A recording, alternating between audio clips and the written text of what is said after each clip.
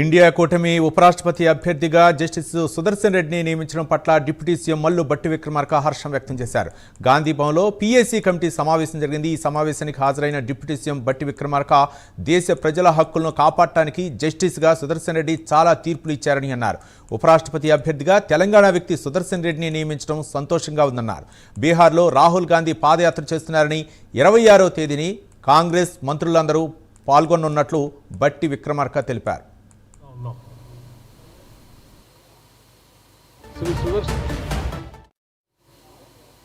శ్రీ సుదర్శన్ రెడ్డి గారు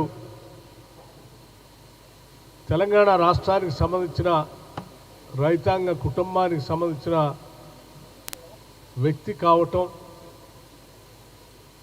తెలంగాణ రాష్ట్రం నుంచి తెలంగాణ రాష్ట్ర కాంగ్రెస్ కమిటీ నుంచి హర్షం వ్యక్తపరుస్తూ ఉన్నాం.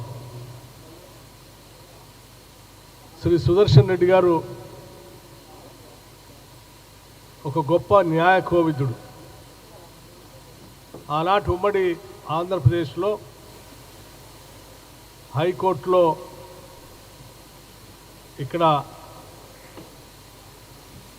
జడ్జిగా, జస్టిస్గా, హైకోర్టు జస్టిస్గా, అట్లాగే అస్సాంలో చీఫ్ జస్టిస్గా, సుప్రీంకోర్టులో జస్టిస్గా ఈ దేశ ప్రజల హక్కుల్ని కాపాడటం కోసం వారిచ్చినటువంటి తీర్పులు భారత రాజ్యాంగ ఔన్నత్యాన్ని కాపాడటమే కాకుండా భారత ప్రజాస్వామ్యాన్ని, పౌరుల హక్కుల్ని కాపాడినటువంటి అనేక తీర్పులు చారిత్రాత్మకమైనవి.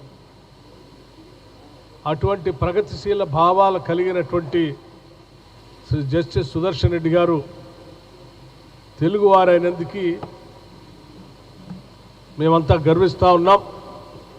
ఇండియా కూటమి నుంచి వారిని ఉపరాష్ట్రపతి అభ్యర్థిత్వానికి ఎన్డీఏ కూటమి ప్రకటించినందుకు వారికి హృదయపూర్వకమైనటువంటి ధన్యవాదాలు.